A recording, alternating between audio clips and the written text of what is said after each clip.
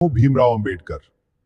आज मैं आपको बताऊंगा कि संविधान कैसे बनाया गया और उसकी पूरी जानकारी। तो वीडियो को पूरा देखें और चैनल को सब्सक्राइब कर लीजिए। एक राष्ट्र का उदय और संविधान की नींव साल 1947। भारत के इतिहास का वह मोड़ जहां सदियों की गुलामी की जंजीरें टूटने वाली थीं, लेकिन स्वतंत्रता की उस सुनहरी सुबह के साथ एक बहुत बड़ा सवाल भी खड़ा था। आजाद भारत का भविष्य कैसा होगा? किस नियम पर यह देश चलेगा? कौन से कानून होंगे जो कश्मीर से कन्याकुमारी तक और गुजरात से अरुणाचल तक हर एक नागरिक को एक धागे में पिरोकर रखेंगे? अंग्रेजों का शासन खत्म हो रहा था, लेकिन अब बारी थी खुद को शासित करने की, खुद को एक ढांचा देने की। यही वह समय था जब भारत ने अपने सबसे महत्वपूर्ण ग्रंथ को लिखने की कलम उठाई। वह ग्रंथ जिसे हम भारत का संविधान कहते हैं। दिल्ली की फिजाओं में सियासी सरगर्मियां तेज थीं। संसद भवन का वह सेंट्रल हॉल जो आज भी गवाह है उस ऐतिहासिक मंथन का, वहां देश के कोने कोने से विद्वान, वकील, स्वतंत्रता सेनानी और विचारक इकट्ठा हुए थे। उनका मकसद केवल एक किताब लिखना नहीं था, बल्कि एक ऐसे जीवित दस्तावेज को जन्म देना था जो आने वाली सदियों तक भारत के लोकतंत्र की रक्षा कर सके। यह कोई आसान काम नहीं था। भारत जैसे विशाल, विविधतापूर्ण और जटिल देश के लिए नियम बनाना मानो समुद्र की लहरों को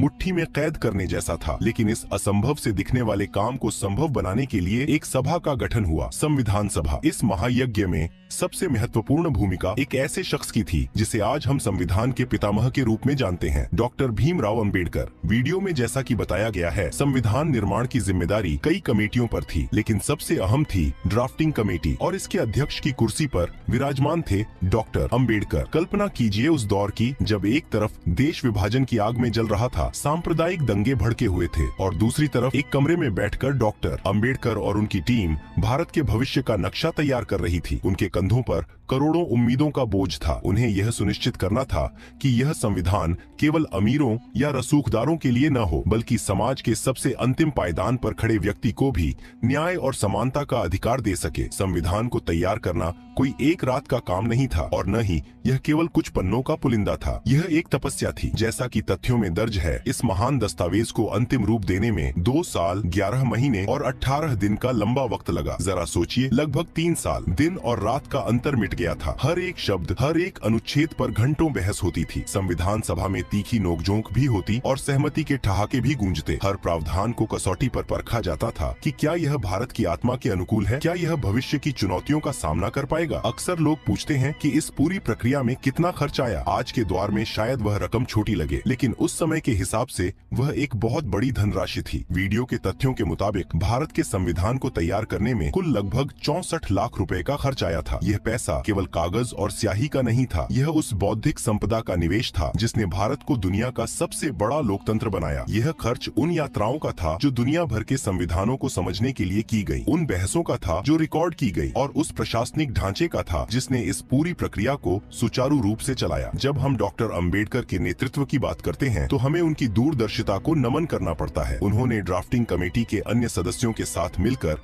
एक ऐसा मसौदा तैयार किया जो न केवल कानूनी रूप से ठोस था, बल्कि सामाजिक रूप से भी संवेदनशील था। उन्होंने पहले ही भांप लिया था कि भारत को एक मजबूत केंद्र की जरूरत है, लेकिन साथ ही राज्यों को भी अपनी शक्तियां चाहिए। उन्होंने धर्म, जाति, भाषा और क्षेत्र से ऊपर उठकर हम भारत के लोग की भावना को कागज पर उतारा। लेकिन क्या संविधान केवल वकीलों द्वारा लिखा गया एक नीरस दस्तावेज था? नहीं, यह तो भारत की कहानी थी। जब यह बनकर तैयार हुआ तो यह दुनिया का सबसे लंबा लिखित संविधान बन गया। इसके मूल रूप में 395 अनुच्छेद, 22 भाग और 8 अनुसूचियां थीं। इसकी विशालता का अंदाजा इसी बात से लगाया जा सकता है कि इसकी मूल प्रति में ही 251 पन्ने थे। यह केवल लंबाई की बात नहीं थी, बल्कि गहराई की बात थी। इसमें हर छोटी से छोटी बात का जिक्र था। सरकार कैसे बनेगी, चुनाव कैसे होंगे, अदालतें कैसे काम करेंगी, और सबसे जरूरी, एक आम नागरिक के अधिकार क्या होंगे। जैसे जैसे समय बीत रहा था, 1949 का साल अपने अंत की ओर बढ़ रहा था। तारीख थी 26 नवंबर 1949। सर्दियों की उस सुबह संविधान सभा ने आखिरकार इस दस्तावेज को अपनाया। यह वह दिन था जब भारत ने खुद को एक संप्रभु राष्ट्र घोषित करने की दिशा में पहला औपचारिक कदम उठाया। इसीलिए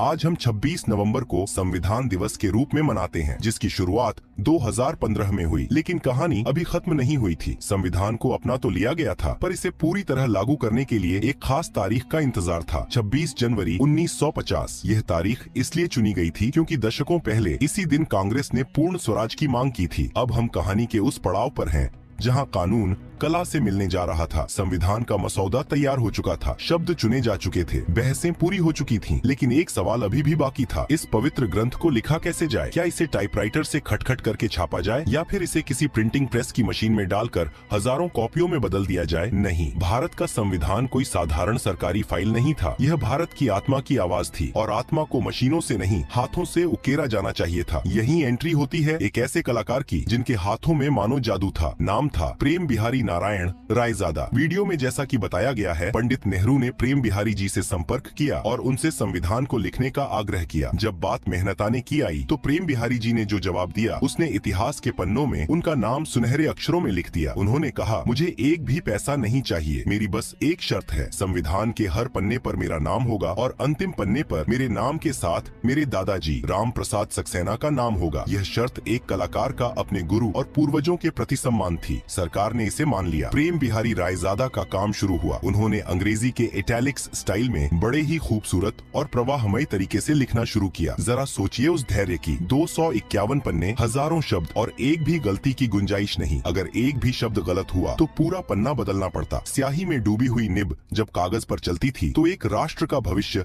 आकार ले रहा होता था। यह केवल लेखन नहीं, एक साधना थी। 6 महीने तक प्रेम बिहारी जी एक कमरे में बंद रहे और अपनी कलम से भारत की किस्मत लिखते रहे। यह दुनिया का सबसे बड़ा हस्तलिखित संविधान बन गया। लेकिन रुकिए, क्या संविधान केवल काले अक्षरों का एक दस्तावेज था? बिल्कुल नहीं। भारत रंगों का देश है, उत्सवों का देश है और कहानियों का देश है। तो हमारा संविधान सादा कैसे हो सकता था? इन पन्नों को खूबसूरती देने का जिम्मा उठाया शांति निकेतन के महान चित्रकार नंदलाल बोस और उनकी टीम ने। नंदलाल बोस, जो भारतीय कला के पुरोधा माने जाते हैं, अपने शिष्यों के साथ इस काम में जुट गए। उन्होंने संविधान के हर भाग की शुरुआत में एक ऐसा चित्र बनाया जो भारत के 5000 साल पुराने इतिहास की कहानी कहता है। यह केवल सजावट नहीं थी, यह भारत की सभ्यता की यात्रा थी। वीडियो में दिखाए गए चित्रों पर गौर करें तो एक अद्भुत पैटर्न नजर आता है। संविधान के भाग 1, संघ और उसका राज्य क्षेत्र में उन्होंने हड़प्पा और मोहनजोदड़ो की मोहरें बनाई जो भारत की प्राचीनता को दर्शाती हैं। जैसे जैसे पन्ने पलटते हैं, इतिहास आगे बढ़ता है। वैदिक काल के ऋषियों के आश्रम दिखाई देते हैं जो हमारी गुरु शिष्य परंपरा का प्रतीक है। सबसे दिलचस्प चित्र भाग 3 यानी मौलिक अधिकारों वाले हिस्से में है। यहाँ भगवान राम, माता सीता और लक्ष्मण को लंका विजय के बाद अयोध्या लौटते हुए दिखाया गया है। यह चित्र यूं ही नहीं चुना गया था। राम राज्य को न्याय और आदर्श शासन का प्रतीक माना जाता है और मौलिक अधिकार भी नागरिक को न्याय दिलाने का सबसे बड़ा हथियार है। इसी तरह भाग 4 नीति निर्देशक तत्व में भगवान कृष्ण अर्जुन को गीता का उपदेश देते हुए नजर आते हैं जो कर्तव्य और कर्म का संदेश है। शांति निकेतन के कलाकारों ने किसी धर्म विशेष को नहीं बल्कि भारत की समग्र संस्कृति को उकेरा। पन्नों पर भगवान बुद्ध और महावीर के चित्र शांति और अहिंसा का संदेश देते हैं। फिर इतिहास मध्यकाल में प्रवेश करता है। भाग 6 और उसके आगे के पन्नों पर बादशाह अकबर और मुगल वास्तुकला की झलक मिलती है। फिर आता है मराठा और सिख साम्राज्य का द्वार जहां छत्रपति शिवाजी महाराज और गुरु गोविंद सिंह जी के चित्र वीरता की गाथा सुनाते हैं। और आखिर में स्वतंत्रता संग्राम भाग 9 और अन्य हिस्सों में महात्मा गांधी की दांडी यात्रा, नोआखाली में दंगा पीड़ितों के बीच बापू और नेताजी सुभाष चंद्र बोस की आजाद हिंद फौज को दर्शाया गया है। यानी जब आप संविधान के पन्ने पलटते हैं तो आप केवल कानून नहीं पढ़ते, आप सिंधु घाटी से लेकर 1947 तक के भारत को अपनी आंखों से देखते हैं। नंदलाल बोस और उनकी टीम ने इन चित्रों को बनाने के लिए सोने की पत्तियों और प्राकृतिक रंगों का इस्तेमाल किया ताकि ये रंग कभी फीके न पड़े। बॉर्डर पर बनाए गए फूल पत्तियां, कमल और हाथी भारत के पर्यावरण प्रेम को दिखाते हैं। प्रेम बिहारी की लिखावट और नंदलाल बोस की कलाकारी ने मिलकर संविधान को एक जीवंत म्यूजियम बना दिया। यह वह दौर था जब कला और कानून एक दूसरे के पूरक बन गए थे। एक तरफ अनुच्छेदों की गंभीरता थी तो दूसरी तरफ चित्रों की सुंदरता। यह दस्तावेज बता रहा था कि भारत अपनी जड़ों से जुड़ा रहकर ही आसमान छू सकता है। लेकिन इतना सुंदर शरीर तैयार होने के बाद अब बारी थी इसमें आत्मा डालने की। यह आत्मा थी संविधान के विचार, उसके मूल्य और उसकी शक्ति। आखिर हमने दुनिया भर के संविधानों को पढ़कर क्या सीखा? अमेरिका से हमने क्या लिया? ब्रिटेन से हमने क्या उधार लिया? और कैसे भारत ने इन सब को मिलाकर अपनी एक अलग पहचान बनाई? हम जानेंगे संविधान के उन स्रोतों के बारे में जिन्होंने भारत को दुनिया का सबसे शक्तिशाली लोकतंत्र बनाया और उस प्रस्तावना के बारे में जो संविधान का सार है। संविधान के पन्ने सज चुके थे, तस्वीरें उकेरी जा चुकी थीं और कानून लिखा जा चुका था। एक शरीर पूरी तरह तैयार था, लेकिन एक शरीर तब तक बेजान रहता है जब तक उसमें आत्मा न हो। भारत के संविधान की यह आत्मा बसती है उसके पहले पन्ने पर, जिसे हम प्रस्तावना कहते हैं। वीडियो में इसका जिक्र बड़े ही खास ढंग से किया गया है। जब आप संविधान खोलते हैं तो सबसे पहले आपकी नजर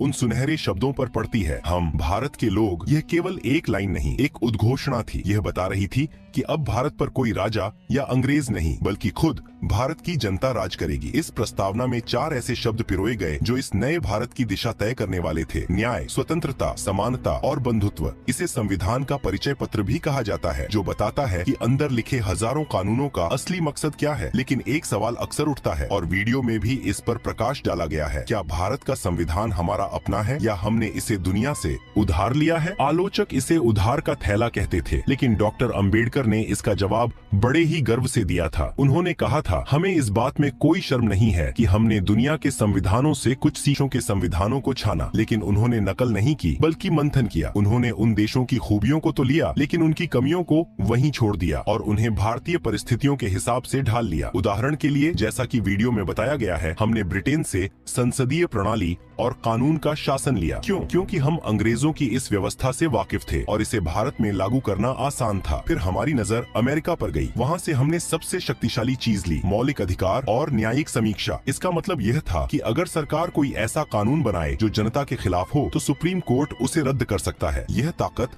हमने अमेरिका से सीखी। फिर बारी आई आयरलैंड की। वहाँ से हमने राज्य के नीति निर्देशक तत्व लिए, जिसका मतलब था कि सरकार की नैतिक जिम्मेदारी क्या होगी, शिक्षा, स्वास्थ्य और रोजगार। और आखिर में कनाडा से हमने सीखा कि एक विशाल देश को एक साथ कैसे रखा जाए, यानी एक मजबूत केंद्र के साथ संघीय ढांचा। इन सब को मिलाकर जो तैयार हुआ वह दुनिया का सबसे लंबा लिखित संविधान बन गया। वीडियो के तथ्यों के मुताबिक इसमें लगभग 1,45,000 शब्द हैं। कोई और देश इसके आसपास भी नहीं ठहरता। जब यह लागू हुआ तो इसमें 395 अनुच्छेद, 22 भाग और 8 अनुसूचियां थीं। आज जैसा कि वीडियो में अपडेट किया गया है, संशोधनों के बाद इसमें लगभग 470 अनुच्छेद, 25 भाग और 12 अनुसूचियां हो गई हैं। यह लंबाई इसकी कमजोरी नहीं, इसकी ताकत है। भारत जैसे विविधतापूर्ण देश में, जहां हर कोस पर पानी और 4 कोस पर वाणी बदलती हो, वहां हर चीज को स्पष्ट लिखना जरूरी था ताकि भविष्य में कोई विवाद न हो। लेकिन इस विशाल किताब के दिल में क्या था? वह था आम आदमी का कवच, मौलिक अधिकार। संविधान के भाग 3 में हमें 6 ऐसे अधिकार मिले जिन्होंने एक प्रजा को नागरिक बना दिया। समानता का अधिकार, चाहे राजा हो या रंग, कानून की नजर में सब बराबर। स्वतंत्रता का अधिकार, बोलने की, घूमने की और जीने की आजादी। शोषण के विरुद्ध अधिकार, कोई किसी को गुलाम नहीं बना सकता। धर्म की स्वतंत्रता, आप जिस भगवान को चाहें पूजें या न पूजें। संस्कृति और शिक्षा का अधिकार, अपनी भाषा और लिपि को बचाने का हक। संवैधानिक उपचारों का अधिकार, और अगर इनमें से कोई भी हक छीना जाए तो आप सीधे सुप्रीम कोर्ट का दरवाजा खटखटा सकते हैं। डॉक्टर अंबेडकर ने इसी छठे अधिकार को संविधान का हृदय और आत्मा कहा था। इस भाग में हमने देखा कि कैसे दुनिया भर के ज्ञान को निचोड़कर और भारत की जरूरतों को मिलाकर एक ऐसा दस्तावेज तैयार हुआ जो न केवल लंबा था बल्कि लचीला भी था। यह समय के साथ बदल सकता था, लेकिन अपनी मूल भावना को नहीं खो सकता था। अब सब कुछ तैयार था। वह तारीख नजदीक आ रही थी जिसका इंतजार सदियों से था। हस्ताक्षर हो चुके थे, स्याही सूख चुकी थी, लेकिन इस संविधान को सुरक्षित कहाँ रखा जाए? 26 जनवरी की उस सर्द सुबह क्या हुआ था? और आज 70 साल बाद वह असली किताब जिस पर प्रेम बिहारी की कलाकारी और डॉक्टर अंबेडकर के हस्ताक्षर हैं, वह कहाँ है? क्या वह सुरक्षित है? समय का चक्र घूमते घूमते उस तारीख पर आ रुका था जो भारत के इतिहास में अमर होने वाली थी। संविधान बनकर तैयार था, सजाया जा चुका था और उसकी आत्मा उसमें बस चुकी थी। लेकिन एक रस्म अब भी बाकी थी। 24 जनवरी 1950 को संविधान सभा की आखिरी बैठक हुई। बाहर कड़ाके की ठंड थी, लेकिन हॉल के भीतर एक अलग ही गर्मी थी, उत्साह की, गर्व की। इसी दिन 284 सदस्यों ने उस ऐतिहासिक दस्तावेज पर अपने हस्ताक्षर किए। सबसे पहले हस्ताक्षर पंडित जवाहरलाल नेहरू ने किए और सबसे अंत में संविधान सभा के अध्यक्ष डॉक्टर राजेंद्र प्रसाद ने। मूसलाधार बारिश हो रही थी जिसे एक शुभ संकेत माना गया। और फिर आई वह सुबह, 26 जनवरी 1950। दिल्ली का आसमान कोहरे में लिपटा था, लेकिन इंडिया गेट और राजपथ अब कर्तव्य पथ पर एक नया सूरज उग रहा था। सुबह के 10:18 बजे थे जब भारत को एक संप्रभु लोकतांत्रिक गणराज्य घोषित किया गया। 21 तोपों की सलामी गूंजी और डॉक्टर राजेंद्र प्रसाद ने भारत के पहले राष्ट्रपति के रूप में शपथ ली। इसी के साथ गवर्नमेंट ऑफ इंडिया एक्ट 1935 इतिहास बन गया और भारत का संविधान देश का सर्वोच्च कानून बन गया। तिरंगा फहराया गया और जन गण मन की धुन ने फिजाओं में देशभक्ति घोल दी। लेकिन सवाल ये है कि 26 जनवरी ही क्यों? संविधान तो 26 नवंबर 1949 को ही तैयार हो गया था। उसे 2 महीने तक क्यों रोका गया? जवाब इतिहास के पन्नों में छिपा है। 1930 में इसी तारीख को कांग्रेस ने लाहौर अधिवेशन में पूर्ण स्वराज की मांग की थी और रावी नदी के तट पर तिरंगा फहराया था। उस ऐतिहासिक प्रतिज्ञा को सम्मान देने के लिए संविधान निर्माताओं ने 26 जनवरी का दिन चुना। यह केवल एक तारीख नहीं बल्कि उन शहीदों को श्रद्धांजलि थी जिन्होंने स्वराज का सपना देखा था। अब जब संविधान लागू हो गया तो उस मूल प्रति का क्या हुआ जिसे प्रेम बिहारी रायजादा ने महीनों की मेहनत से लिखा था और नंदलाल बोस ने सजाया था? क्या उसे किसी अलमारी में बंद कर दिया गया? नहीं, वह मूल प्रति आज भारत की सबसे सुरक्षित धरोहरों में से एक है। वीडियो में जैसा बताया गया है, यह नेशनल आर्काइव्स ऑफ इंडिया या संसद भवन की लाइब्रेरी में एक विशेष कक्ष में रखी गई है, लेकिन इसे हवा में खुला नहीं छोड़ा गया है। कागज की सबसे बड़ी दुश्मन होती है हवा और नमी। ऑक्सीजन के संपर्क में आने से कागज पीला पड़ने लगता है और गलने लगता है। इसे वैज्ञानिक भाषा में फॉक्सिंग कहते हैं। हमारे संविधान को इस फॉक्सिंग से बचाने के लिए विज्ञान का सहारा लिया गया। इसे एक एयर टाइट कांच के केस में रखा गया है, लेकिन इसके अंदर हवा नहीं है। इसके अंदर भरी गई है हीलियम गैस। हीलियम एक अक्रिय गैस है जो किसी भी चीज के साथ प्रतिक्रिया नहीं करती। यह सुनिश्चित करती है कि कागज, स्याही और सोने की पत्तियां वैसी ही चमकती रहें जैसी वे 1950 में थीं। हर साल इस चैम्बर की जांच की जाती है ताकि गैस का दबाव बना रहे। अमेरिका के संविधान को भी इसी तरह संरक्षित किया गया है, लेकिन भारतीय सुरक्षा तकनीक उससे भी कहीं आगे है। यह केस कैलिफोर्निया की एक कंपनी के सहयोग से भारत में ही विकसित किया गया था। आज भी जब कोई विदेशी मेहमान या शोधकर्ता वहां जाता है तो उसे वह काली स्याही और सुनहरे चित्र वैसे ही जीवंत दिखते हैं। और हाँ, एक छोटा सा रहस्य जो पिछले भाग में छूट गया था। वीडियो में आपसे एक सवाल पूछा गया था कि हिंदी में संविधान किसने लिखा? अंग्रेजी कॉपी तो प्रेम बिहारी रायजादा ने लिखी, लेकिन हिंदी अनुवाद को लिखने वाले कलाकार थे वसंत कृष्ण वैद्य। उनका नाम भी इतिहास में उतना ही महत्वपूर्ण है। उन्होंने भी अपनी कलम से देवनागरी लिपि में भारत की तकदीर को उकेरा था, जिसे भी उसी सम्मान के साथ संरक्षित किया गया है। 70 साल से ज्यादा हो चुके हैं। दुनिया बदली, सरकारें बदली, तकनीक बदली, लेकिन भारत का संविधान आज भी अडिग खड़ा है। यह केवल वकीलों की किताब नहीं है। यह एक गरीब किसान को हक देती है कि वह अपनी जमीन की रक्षा कर सके। यह एक महिला को शक्ति देती है कि वह संसद में खड़ी होकर सवाल पूछ सके। यह एक छात्र को अधिकार देती है कि वह शिक्षा मांग सके। अमन सर के इस वीडियो और हमारी इस डॉक्यूमेंट्री का मकसद केवल आपको तथ्य रटाना नहीं था। मकसद यह एहसास दिलाना था कि जब आप कहते हैं मैं भारतीय हूँ, तो आप उस विरासत का हिस्सा होते हैं जिसे डॉ. अंबेडकर, प्रेम बिहारी रायजादा, नंदलाल बोस और उन 244 सदस्यों ने अपने खून पसीने से सींचा था। आज वह मूल प्रति हीलियम के चैम्बर में सुरक्षित है, लेकिन संविधान की असली सुरक्षा उस कांच के बक्से में नहीं बल्कि भारत के 140 करोड़ लोगों के दिलों में है। जब तक हम इसके मूल्यों, न्याय, स्वतंत्रता, समानता और बंधुत्व का पालन करते रहेंगे, तब तक भारत का लोकतंत्र अमर रहेगा। जय हिंद, जय भारत।